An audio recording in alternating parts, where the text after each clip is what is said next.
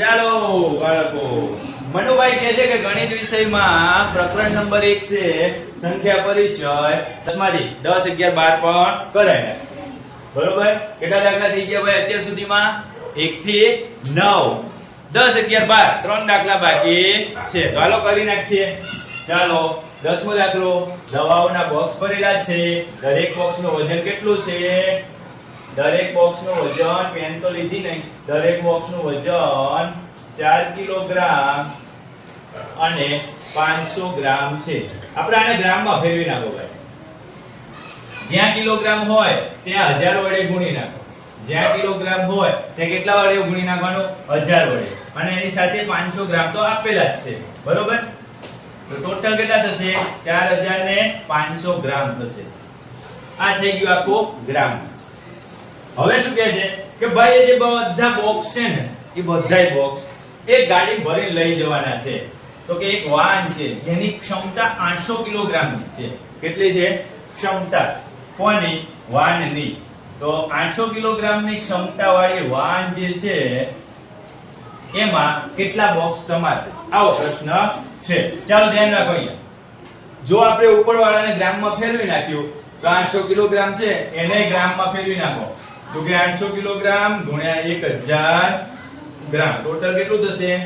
8 લાખ ગ્રામ. કેટલું થઈ જશે? 8 લાખ ગ્રામ. કેવડું બધું સમાશે? તો કેટલા બોક્સ સમાશે વાનમાં? હવે જો 4500 ગ્રામ નું એક બોક્સ છે. એવા કેટલા બોક્સ ઉમેરવાના છે? 8 લાખ બોક્સ. તો આપણે સીધો 8 લાખ જે ક્ષમતા વાળી વાહન છે એના વડે 4500 ગ્રામ નું જે નેટ વજન છે એનો ભાગાકાર કરી નાખીએ. શું કરી નાખીએ? ભાગાકાર કરી નાખીએ. તો ભાઈ આ 8000 ભાગ્યા 45 કરો. 45 નું 90 થાય. 45 નું શું થાય? 90 થાય. તો 45 એકા 45 ભાગાકાર કરીએ છીએ. ધ્યાન રાખજો. 5 10 માંથી 5 જાય તો 5, 7 માંથી 4 જાય તો 3, પાછા 2 0 થાય તો 35 આવશે. 45 એકા 45 2 45 7 5 7 35 વિદ્યાય 3 7 28 29 ને 31 આટલું આવ્યું. બરોબર? બીજા 45 ઉમેરો એટલે વધી જાય. 10 માંથી 5 જાય તો 5, 4 માંથી 1 જાય તો 3, પાછું 350 આવ્યું. એટલે હજી 7 વડે ભાગ ચલાવીશું. કેટલા આવશે? 315. અને બાદબાકી કરો. કેટલા વધશે? 10 માંથી 5 જાય તો 5, 4 માંથી 1 જાય તો 3. કેટલા વધ્યા? 350 આવું જ આવશે. એટલે પોઈન્ટ પછી 7 એમ મૂકી દેવાનું. એટલે વજન કેટલું? કેટલા બોક્સ આવશે? 177.77 વાહનમાં બોક્સ સમાશે. કેટલા બોક્સ સમાશે ભાઈ વાહનમાં? 177.77. આ 10મો દાખલો. 11મો દાખલો. 11મા દાખલામાં શું કહે છે કે શાળા અને વિદ્યાર્થીના ઘરની વચ્ચેનું અંતર 1 કિલોમીટર 850 મીટર છે. 1 કિલોમીટર 875 મીટર. આખાને આપણે મીટરમાં ફેરવી નાખીએ ભાઈ. 1 કિલોમીટર બરાબર 1000 મીટર થાય. એટલે 1 કિલોમીટર અને 875 એટલે ટોટલ કેટલા થશે? 1875 મીટર. રોજિંદા આવતા ને જતા. જો ભાઈ અહીંયા ઘર છે. બરોબર? ધારો કે એની શાળા અહીંયા છે. આવું છે શાળા છે. એ રોજ શાળાએ જાય છે. રોજ શાળાએ જાય છે. અને શાળાથી પાછું ઘરે આવવું પડે ને. ઘરથી શાળા જાય અને શાળાએથી ઘરે. એટલે જવામાં કેટલું અંતર કાપશે? 1875. આવવામાં કેટલું અંતર કાપશે? 1875. તો બે વખત થશે.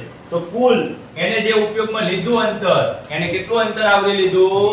તો ચાલો કરી નાખો. કેટલી વખત કર્યું? એક વખત ગયો અને એક વખત આવ્યો. તો 2 વડે ગુણી નાખો.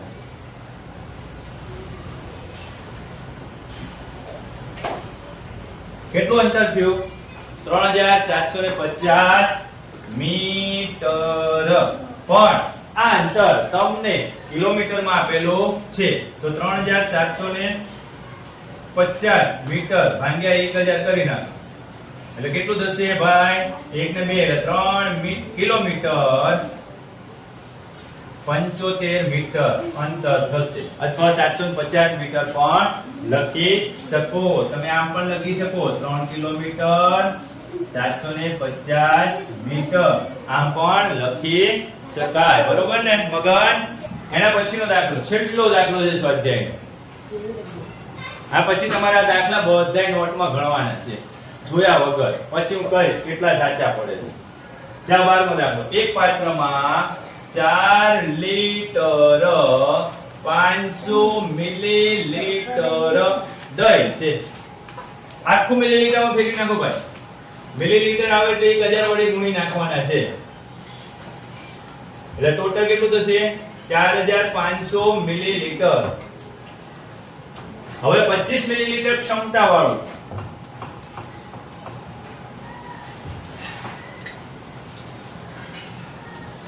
ક્ષમતાવાળા કેટલા કપ ભરી શકાશે? કપ ભરવાની વાત છે. એક કપમાં 25 મિલીલીટર આમ લખવાનું 25 મિલીલીટરમાં એક કપ ભરાય. કેટલા કપ ભરાય છે? 1. તો 4500 મિલીલીટરમાં કેટલા કપ ભરાશે? હે ભાઈ તો સીધે સીધું 4500 ગુણ્યા 1 ભાગ્યા 25. બરોબર? કેમ લખાશે? 4500 ગુણ્યા 100 ભાગ્યા 25. સીધે સીધું 25 ચોક 100 અને મગન લંકા બેન પછી 45 ગુણ્યા 4 કેટલા થશે ભાઈ? 45 ગુણ્યા 4 કેટલા થાય? 5 ચોક 20 વિદ્યાય 2 16 ને 17 18 180 કપ ભરાશે. કેટલા કપ ભરાય? 180 કપ ભરાશે. બરોબર? આ રીતે તમારે બધાય કોયડાકીય દાખલા ગણવાના છે. બરોબર? Thank you. તમે શાંતિથી મને સાંભળ્યો.